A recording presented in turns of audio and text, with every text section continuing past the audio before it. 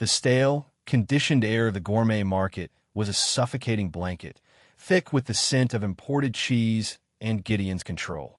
Seraphina pushed the cart, her knuckles white, her gaze fixed on the organic kale. Beside her, a silent mountain of a man in a tailored suit, one of Gideon's ever-present shadows, breathed his disapproval. His name was Dmitri, and his silence was louder than any threat. Every perfectly polished apple, every artisanal loaf of bread, was a prop in the play of her life, the adored partner of Gideon Croft. The reality was a cage lined with silk and shattered glass. Her heart hammered a frantic rhythm against her ribs, a drumbeat of terror that had become the soundtrack of her existence. Gideon had allowed this trip, a rare privilege, a test of her compliance after she'd wept for 3 days straight. He thought he had broken her. He was almost right. But desperation is a strange and powerful fuel. Through the pristine, floor-to-ceiling windows of the market, she saw them. A chrome tsunami parked in front of the diner across the street. A dozen Harley-Davidsons, gleaming like predators in the afternoon sun. On the backs of their leather vests, the grinning skull of the Hell's Angels insignia was a beacon of beautiful, terrifying anarchy. It was an insane idea, a spark of madness in the cold prison of her mind. These were dangerous men, outlaws. But Gideon was a monster who wore a bespoke suit. What was the difference, except that one evil might be convinced to fight another? Dimitri's phone buzzed. He held up a single, dismissive finger, stepping a few feet away to take the call, his back to her for the first time in an hour. It was now or never. Her breath hitched. The world seemed to slow, sounds stretching into a low hum. She looked at the pyramid of canned peaches, a monument to suburban tranquility. With a surge of adrenaline that felt like fire in her veins, she shoved her shopping cart with all her might. It careened sideways, crashing into the tower of cans with a deafening metallic explosion. Peaches and heavy syrup rained down onto the polished linoleum. People gasped. A store employee shouted. Dmitri whirled around, his face a mask of fury. But she was already moving. She sprinted, not toward the exit, but down the aisle, weaving through stunned shoppers. She burst through the automatic doors, the sanitized air replaced by the honest, gritty scent of asphalt and exhaust fumes. Her lungs burned. She didn't look back. She could hear Dimitri's enraged shouts behind her, the heavy thud of his expensive shoes on the pavement. She ran across the Tulane Street, a car horn blaring in protest. The bikers at the outdoor tables of the diner looked up, their conversation ceasing. They were titans of leather and ink, their faces etched with the stories of hard miles and harder fights. At the head of the table sat a man who radiated an aura of absolute authority. His hair was dark, his jaw was granite, and his eyes, the color of storm clouds, missed nothing. The patch on his vest read President. He was Riker Stone, but everyone called him Forge for his ability to shape the will of his club into an unbreakable weapon. Seraphina stumbled to a halt before him, gasping for breath, her chest heaving. Dmitri was closing in, his face purple with rage. She had seconds. She didn't have a plan, only a raw, primal scream of a prayer. She reached out, her trembling fingers grabbing the rough leather of Forge's vest, clutching the patch over his heart as if it were a lifeline. The fabric was warm from the sun, solid beneath her desperate grip. He didn't flinch, his stormy eyes boring into hers, seeing past the designer dress and the carefully applied makeup to the terror cowering beneath. He saw the faint, yellowing bruise hidden by her hairline. He saw the frantic ghost of a woman trapped behind her eyes. "Please," she whispered, the word a ragged shard of sound. Her voice broke. "Please, you have to help me. He'll kill me. My daughter. She needs her mom." Dmitri grabbed her arm, his fingers digging in like talons. "What the hell do you think you're doing? Let's go." Now, he tried to pull her away, but her grip on Forge's vest was absolute. Forge didn't move a muscle. He simply lifted his gaze from Seraphina's face to Dimitri's. The air grew cold. The casual diner chatter, the traffic, everything seemed to fade away. It was a look that contained a universe of violence, a silent promise of swift and total annihilation. Dmitri, a man who broke people for a living, faltered. His grip loosened. He took an involuntary step back. Forge's voice was low, a gravelly rumble that seemed to come from the earth itself. She said, "Please now, I suggest you take your hands off her before I staple them to that table." The man next to Forge, a giant with a beard like a wild briar patch and the word Grizz stitched over his pocket, slowly stood up. And then another biker stood, and another, until a dozen stone-faced angels of death formed a leather-clad wall between Seraphina and her captor. Dimitri's professional composure shattered, replaced by a primal fear. He was one man. They were a brotherhood. He held up his hands in a gesture of surrender, his eyes wide, and backed away slowly before turning and scurrying back to his car like a roach exposed to the light. Seraphina finally let go of the vest, her legs giving out. She would have collapsed onto the pavement, but Forge's hand shot out, his grip on her arm firm and steady, a stark contrast to Dimitri's cruelty. He held her up, his other hand gesturing to the now empty chair beside him. "Sit down," he commanded, his voice softer now but still steel. "Tell us everything." The clubhouse of the Lost Saints MC smelled of old leather, spilled beer, and unwavering loyalty. It was a sanctuary built on chrome and brotherhood, a place where the laws of the outside world were secondary to their own code. The long, scarred wooden table in the center of the room, known as the chapel, was where blood was sworn and wars were planned. Seraphina's story now lay upon that table, a fragile, terrifying thing laid bare before 24 members. She had told them everything, her voice starting as a tremor and growing stronger with each horror she recounted, each threat Gideon Croft had whispered in her ear. She told them about the gilded cage of his mansion, the surveillance, the isolation. She told them about her daughter, Maya, sent to live with her grandmother in another state.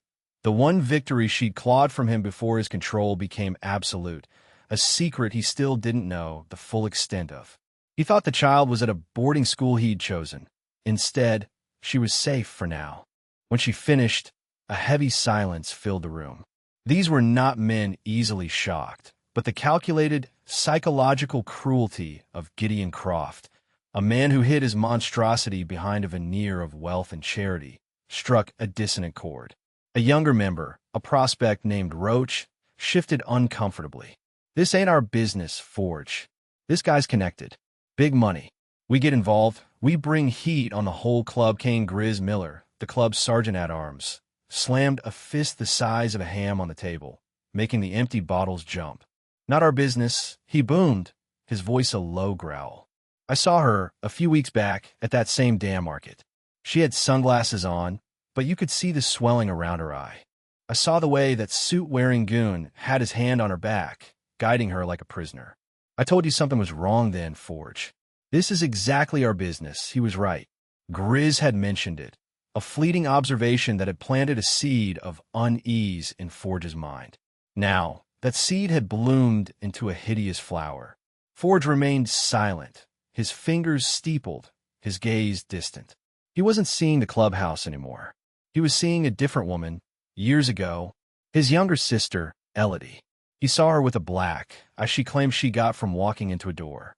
He saw the way she flinched when her boyfriend, a smooth-talking salesman, raised his voice. Forge had been younger then, not the president, just another biker trying to find his way. He had told her to leave the man, offered her a place to stay. But the man's poison was in her head. He had isolated her, convinced her that she was worthless, that no one else would want her, that her own family was the enemy. Forge had tried to intervene, had given the boyfriend a warning that left him with a broken nose and a healthy dose of fear. But it wasn't enough. The system, the police, they had failed her. They saw a domestic dispute, a private matter. One night, that private matter ended with Elodie's body being found at the bottom of a flight of stairs. The boyfriend had a slick lawyer and a story about a drunken accident. He walked. The memory was a shard of glass in Forge's soul, a constant, burning reminder of his failure to protect his own blood. He had sworn an oath on her grave. Never again. Never again would he stand by while a monster hid behind closed doors. He would become the justice the system refused to be. He lifted his head, and the storm was back in his eyes, a tempest of cold, righteous fury. Every man at the table felt the temperature in the room drop. "This is not a debate," Forge said, his voice quiet but carrying the weight of an executioner's sentence. "Gideon Croft has made a mistake. He has brought his evil into our light. We're going to reach into his perfect, manicured world, and we're going to pull this woman out of it. And then, we're going to burn his world to the ground." He turned his gaze to Seraphina, who sat huddled in a corner, wrapped in a club hoodie that swallowed her small frame. "We're going to get you out," he stated, not as a promise, but as a fact. "But you have to be strong. We're going to need your help. We need to know everything. The layout of the house, the security, the number of guards, his routines, everything." A flicker of hope, the first she'd felt in years, ignited in Seraphina's chest. For the first time, she wasn't just a victim. She was a participant in her own liberation. She began to speak again, this time not with the voice of a survivor, but with the voice of a soldier mapping out the battlefield. The men leaned in, their earlier skepticism replaced by a grim focus.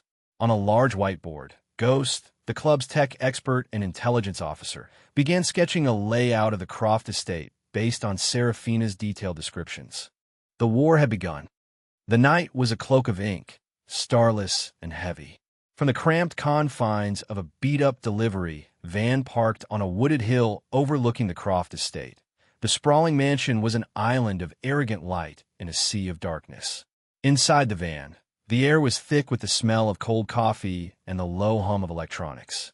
Grizz peered through a pair of high-powered binoculars, his massive frame folded uncomfortably into the passenger seat. Beside him, Ghost, a wiry man with a constellation of piercings and a laptop that was practically an extension of his own body, monitored a series of feeds from the micro-drones he deployed. "Got movement," Ghost murmured, his fingers flying across the keyboard. 2 guards patrolling the southern perimeter. Ex-military, judging by their posture. Armed, but trying to look casual. "Standard 15-minute rotation," Grizz grunted, adjusting the focus on his binoculars. They looked bored. Complacent. Rich man's toy soldiers, he scanned the windows of the house, looking for any sign of Seraphina. "Anything from inside?" Ghost shook his head, tapping a key to switch camera views. Thermal shows 2 heat signatures in the master suite. One is stationary, likely her. The other is pacing. "That'll be our boy Gideon." For 2 days they had watched. They had mapped every camera, every blind spot, every routine. They learned that Gideon left precisely at 8:05 a.m. every morning in a blacked-out sedan and returned at 6:30 p.m. They learned his security team consisted of 8 men for on a 12-hour shift. They learned that the garbage was picked up on Tuesdays and the pool was serviced on Thursdays. They learned the intricate details of a life built to keep the world out and a woman in. Their surveillance was a patient, predatory thing. They were lions watching a gazelle, learning its patterns before the hunt. Sometimes, the tension was broken by Grizz's dark wit. "You know," he mumbled, chewing on an unlit cigar, "for a guy this rich, you'd think he could afford better landscaping.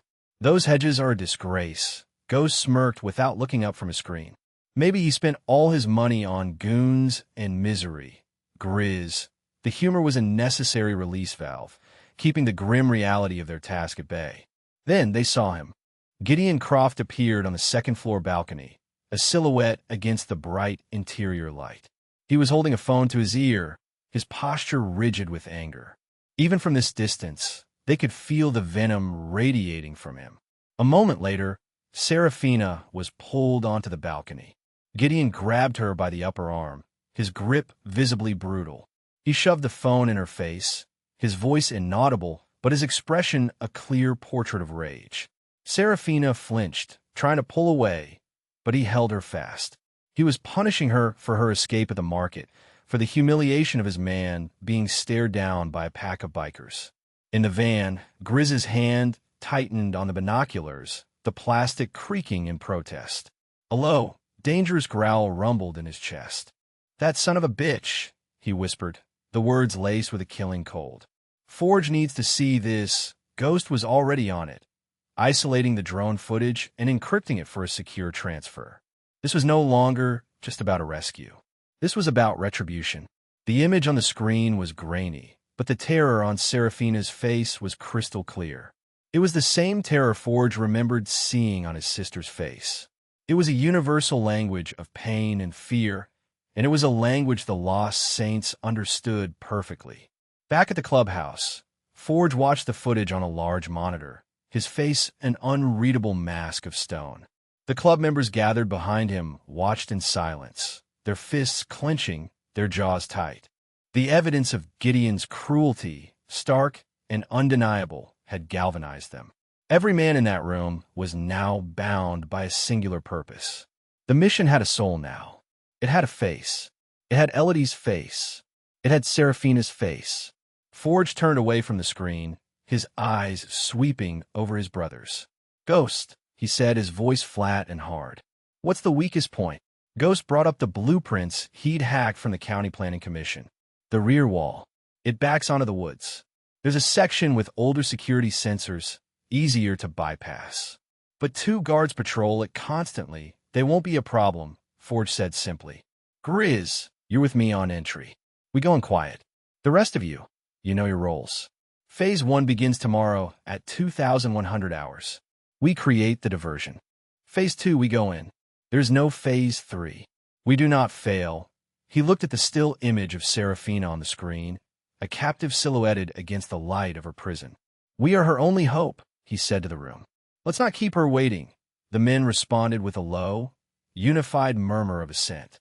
It was the sound of an engine turning over, the promise of a coming storm. The silence in Gideon's house was a living entity. It breathed in the dust motes dancing in the slivers of sunlight and exhaled a palpable dread. Seraphina sat on the edge of a chaise lounge in her bedroom, a room larger than the entire apartment she'd once called home. The fabrics were cashmere and silk, the furniture was antique, but it was all just expensive padding for a cell. Her body ached from where Gideon had grabbed her on the balcony the night before. His fingerprints were like ghost bruises on her skin, a constant reminder of his ownership. But underneath the pain and the fear, a tiny, defiant ember was glowing. The memory of Forge's hand on her arm, steady and protective, the sight of his brothers rising as one. It was a shield she held up against the darkness of her thoughts. She had to hold on. She had to be ready. A flashback ambushed her, pulling her back 5 years. She remembered the first time she met Gideon Croft at a charity gala. He was devastatingly handsome, impossibly charming. He had quoted poetry and listened to her dreams with an intensity that made her feel like the only person in the world. He had swept her off her feet, a whirlwind romance of private jets, Parisian dinners, and declarations of undying love. The first crack in the facade was small, a possessive comment about a male colleague, a suggestion that she quit her job at the art gallery to focus on them. She had dismissed it as passion. Then came the isolation. He convinced her to move into his secluded estate, far from her friends. He lost her phone, replacing it with a new one that he had complete access to. Her emails were filtered. Her world shrank until it contained only him. Then the mask came off completely. The charming poet was replaced by a cold tyrant. The passionate lover became a cruel master of psychological warfare. He never had to hit her face where it would show.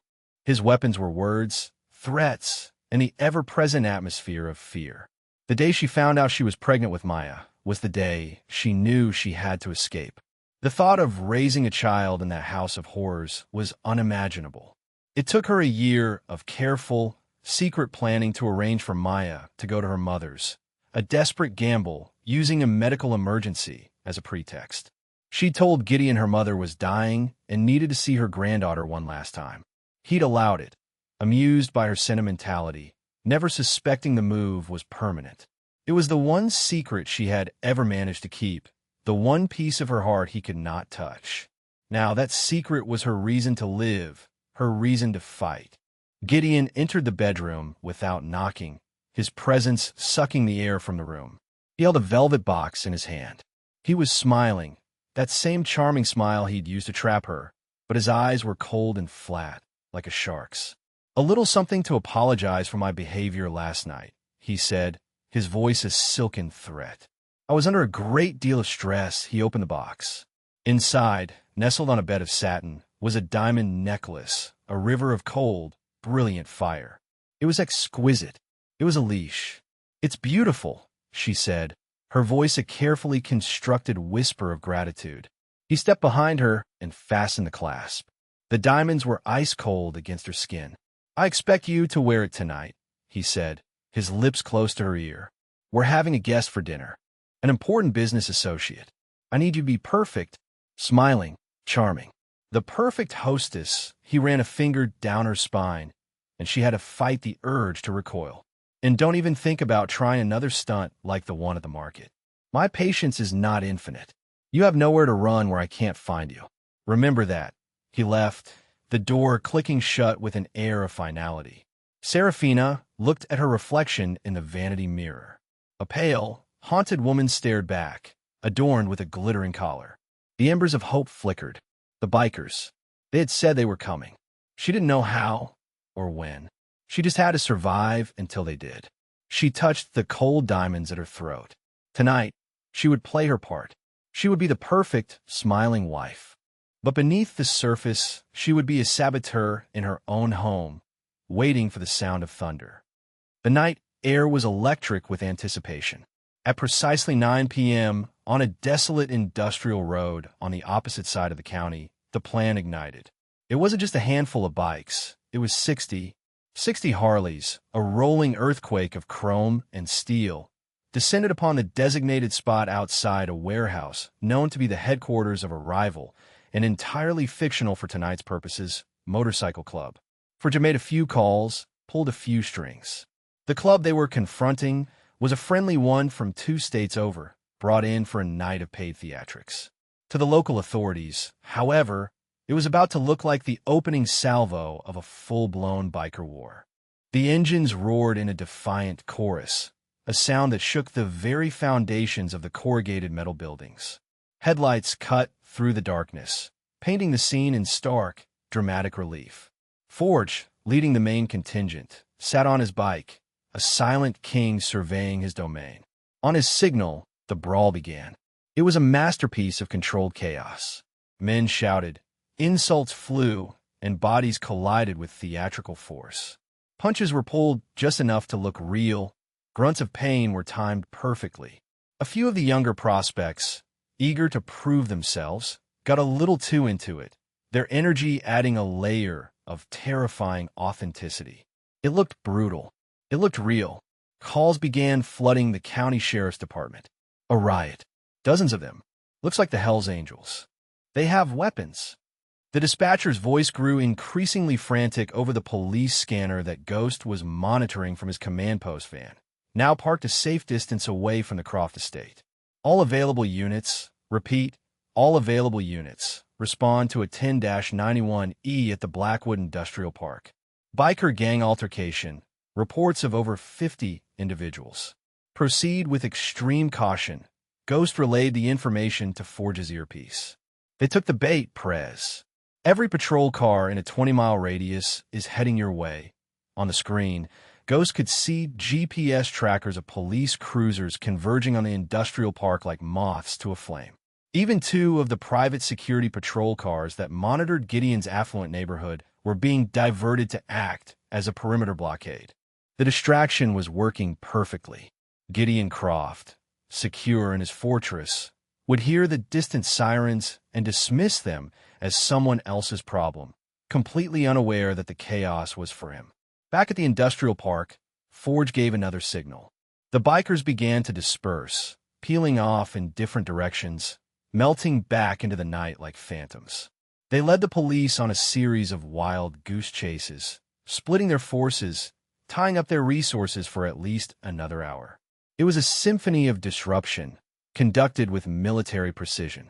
Forge and his core team of 5, including Grizz, had already broken off from the main group, their bikes silent as they coasted down a back road, engines off, before loading them onto a waiting, unmarked truck. They were now in stealth mode. The thunder had served its purpose. Now came the lightning. As the truck rumbled towards the wooded area behind the Croft estate. The men inside were a study in focused silence. They checked their gear, bolt cutters, EMP devices for the cameras, communication jammers, and heavy, leather-wrapped flashlights that could double as clubs. There were no guns. Forge's rule was clear. Firearms were a last resort, messy and loud. They were ghosts, not soldiers. They would win this with surprise, skill, and overwhelming force. Grizz cracked his knuckles, the sound like rocks grinding together. "Showtime," he rumbled, a grim smile playing on his lips. Forge nodded, his face set like flint. He thought of Elodie, of the promise he'd made.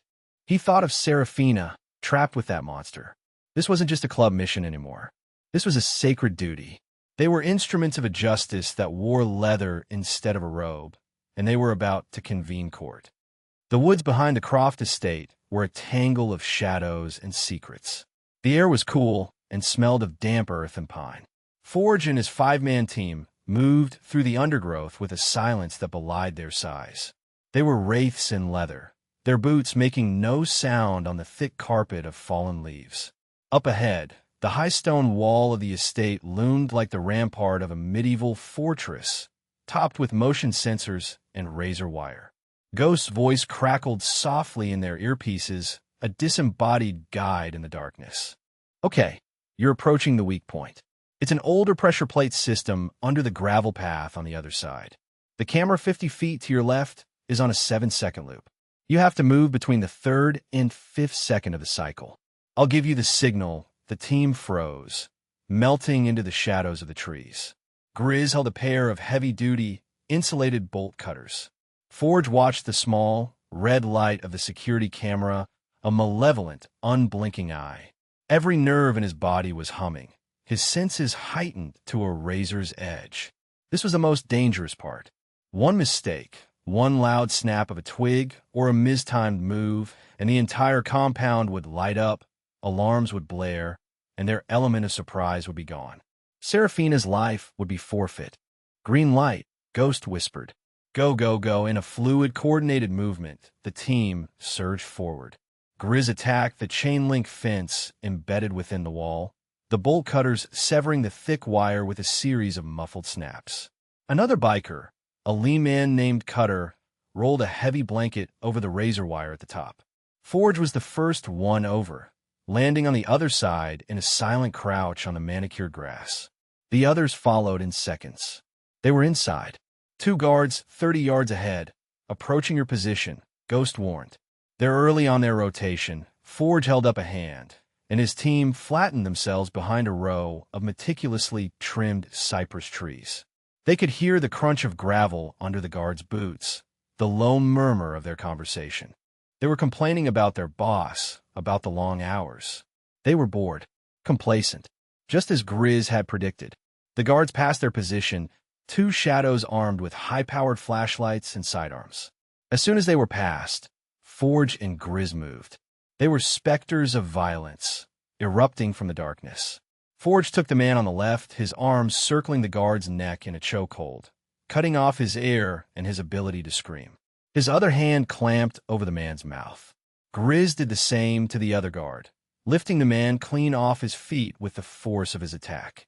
The struggle was brief and silent. The guards went limp, unconscious, and were gently lowered to the ground, where Cutter and another biker quickly bound and gagged them, dragging them out of sight into the bushes. 2 down, Forge breathed into his calms. "We're moving toward the house." They advanced across the lawn, a tight formation of dark shapes hugging the shadows cast by the opulent landscaping. They moved from statue to fountain to ornamental shrubbery, a lethal game of hide-and-seek. Ghost guided them, deactivating motion sensors and looping camera feeds just seconds before they passed through their range. He was their eye in the sky, a digital guardian angel. They reached the rear of the mansion, a sprawling expanse of dark windows and French doors leading to a stone patio. According to Seraphina, the door to the library was often left unlocked. She had been right. The handle turned with a soft click. Forge pushed the door open an inch, peering into the cavernous, darkened room. The air inside was still and smelled of old books and lemon polish. The silence was absolute. He slipped inside, followed by Grizz, while the other three remained outside to secure the perimeter and watch their backs. They were in the lion's den. Every shadow could hold an enemy. Every creak of the floorboards could be a death sentence. Forge drew a long, heavy-bladed knife from a sheath on his belt. It wasn't for killing. It was a tool, a threat, a statement. Grizz armed himself with a heavy-duty maglite, its weight and density making it a formidable club. They began to move through the house, a slow, methodical sweep. They were hunters now, stalking their prey through a labyrinth of wealth and corruption. Their target was on the second floor, the master suite, and between them and Seraphina stood a monster and whatever private army he had waiting for them. The grand staircase of the Croft mansion spiraled upwards like the spine of some great beast.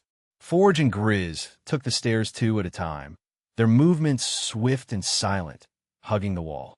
As they reached the second-floor landing, the sound of a raised voice echoed down the hallway. Gideon's voice. It was coming from the master suite at the far end. They exchanged a look. The time for stealth was over. The door to the suite was ajar. Forge kicked it open with the force of a battering ram, the heavy oak slamming against the interior wall. The scene inside was exactly what he had feared. Gideon Croft stood in the center of the lavishly decorated room, his face contorted in a mask of fury. In one hand, he held Seraphina by the hair, her face pale with terror. In his other hand was a small, silver pistol pressed against her temple. Two more of his personal bodyguards, both immense and armed, were positioned near the windows. They had been in the middle of interrogating her, of punishing her. The biker's arrival had interrupted them. Gideon's eyes widened in genuine shock for a split second before his expression hardened into one of cold, murderous rage. "Hell's angels," he spat, his voice dripping with venomous disbelief. "She actually sent for you. The trash calling for the garbage men. Let her go, Croft," Forge said, his voice dangerously calm. He and Grizz fanned out, creating two targets, their bodies poised for action. "This ends now," Gideon laughed, a harsh, ugly sound. "It ends when I say it ends. You think you can just walk into my house? I own the police. I own the judges. You are nothing." The two bodyguards started to move, but Grizz was a step ahead. He launched himself across the room with the speed of an angry bear, his maglite swinging in a vicious arc. The first guard went down with a sickening crack as the heavy flashlight connected with his temple.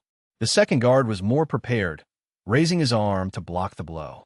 The maglite shattered his forearm, but he managed to tackle Grizz, and the two giants crashed into a priceless antique wardrobe, splintering the wood. While Grizz had the guards occupied, Forge's focus was entirely on Gideon. He began to advance slowly, deliberately, his eyes locked on the man holding Seraphina. "You're right," Forge said, his voice a low growl. "We are the police." Where the consequences, he saw the flicker of his sister's fear in Seraphina's eyes. He saw the smug cruelty of Elodie's abuser in Gideon's sneer. The past and the present collapsed into a single, burning point of righteous fury. He was no longer just Riker Stone, president of the Lost Saints. He was vengeance for every woman who had ever been terrorized by a man like this. Gideon tightened his grip on Seraphina's hair, making her cry out in pain. "One more step, and I'll paint this pretty room with her brains," he screamed, his composure finally cracking. Behind him, Grizz roared as he lifted the second bodyguard off his feet and slammed him through the French doors leading to the balcony, showering the room in a cascade of shattered glass. He stood, breathing heavily, bruised but victorious. Now it was 2 against 1. "You have nowhere to go, Croft," Grizz growled, wiping a smear of blood from his lip. "It's over." Desperate, Gideon shoved Seraphina toward Forge, using her as a momentary shield as he fired the pistol. The shot went wide, tearing a chunk of plaster from the wall. In that split second of separation, Forge acted.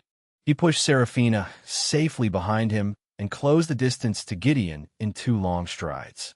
He didn't go for the gun. He went for the man.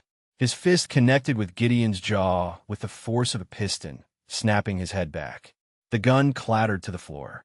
Forge didn't stop. He rained blow after blow on the monster, a visceral, brutal exorcism of his own demons. It wasn't a fight, it was a demolition. He slammed Gideon against the wall, the impact shaking the portraits hanging there. He was a force of nature, all the grief and rage from his sister's death channeled into his fists. Gideon crumpled to the floor, a broken, bleeding mess of expensive clothing and shattered arrogance. Forge stood over him, his chest heaving, his knuckles raw. He looked at the pathetic man on the floor and felt nothing but cold disgust. He reached down, not to hit him again, but to rip the diamond necklace from where it still hung on the floor. He walked over to Seraphina. Forge stood before Seraphina, his breathing still ragged from the fight. The opulent bedroom was a wreck, a testament to the violent clash between two worlds. The air was thick with the smell of ozone from the gunshot and the coppery tang of blood. He held out his hand. In his palm lay the diamond necklace Gideon had used as a collar, its brilliance now seeming obscene and tainted. He didn't say a word, just looked at her, his stormy eyes finally gentle.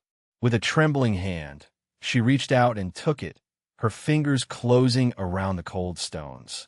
Then her fist tightened, and with a sob that was equal parts grief and liberation, she hurled the necklace through the shattered French doors. It disappeared into the night, a final, glittering punctuation mark on her years of captivity. Forge put a steadying hand on her shoulder. "It's over," he said, his voice a low rumble.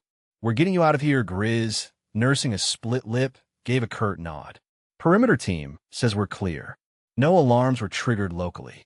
Let's move before this filth on the floor wakes up and remembers how to use a phone." Forge draped his own leather vest over Seraphina's shoulders. It was heavy, smelling of road dust, engine oil, and freedom. The grinning skull on the back was no longer a symbol of fear, but of protection. It was her shield. They led her out of the ruined bedroom, down the grand staircase, and through the darkened library. They didn't look back at the unconscious forms of Gideon and his men. They were leaving the monsters to their gilded cages. Outside, the night air was sweet and cool. Seraphina took a deep breath, the first truly free breath she had taken in 5 years. It filled her lungs, a clean, sharp shock to her system. The stars, which she had only seen through reinforced glass, seemed impossibly bright. Cutter and the rest of the perimeter team emerged from the shadows, their expressions grim and professional. A black, unmarked van was waiting at the end of the long driveway, its engine already humming quietly. They helped her inside, the interior dark and anonymous. Forge climbed in beside her, while Grizz took the passenger seat up front. The van pulled away from the curb, leaving the mansion of horrors behind them, a silent, sleeping monument to one man's evil. The drive to the safe house was a blur. Seraphina huddled under Forge's vest, the adrenaline beginning to fade, leaving a deep, bone-weary exhaustion in its wake. The reality of what had just happened was beginning to sink in. The violence, the escape. She was out. She was free. But freedom felt terrifyingly vast and uncertain. The safe house was a small, unassuming bungalow on the outskirts of a town she didn't recognize. It was clean, Spartan, and, most importantly, anonymous. Inside, a few other club members stood guard, their presence a silent, reassuring promise of safety. One of them, a grizzled old-timer with a kind face, handed her a mug of hot tea. Grizz, ever the stoic guardian, took up a post by the front window, his gaze sweeping the quiet street, a silent sentinel. Forge led her to a small, comfortable armchair. He pulled up a wooden chair and sat opposite her, not crowding her, but letting her know she wasn't alone. For a long time, they just sat in silence, the only sound the ticking of a clock on the wall. "What happens now?" she finally asked, her voice barely a whisper.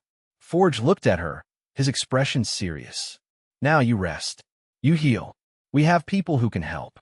Therapists, lawyers who understand situations like this. We'll get you set up somewhere safe, somewhere he can never find you."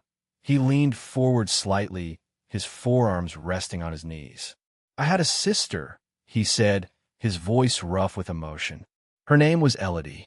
She was bright and funny, and she fell for a man like Croft, a monster in a charming suit. I tried to help her, but I didn't do enough. I didn't understand the hold he had on her. I failed her. He met her gaze, and for the first time, she saw the profound pain he carried behind the hard exterior. I couldn't save my sister, Seraphina, but I could save you. Tonight wasn't just for you. It was for her, too. Tears welled in Seraphina's eyes, not of fear or sadness, but of a profound, overwhelming gratitude.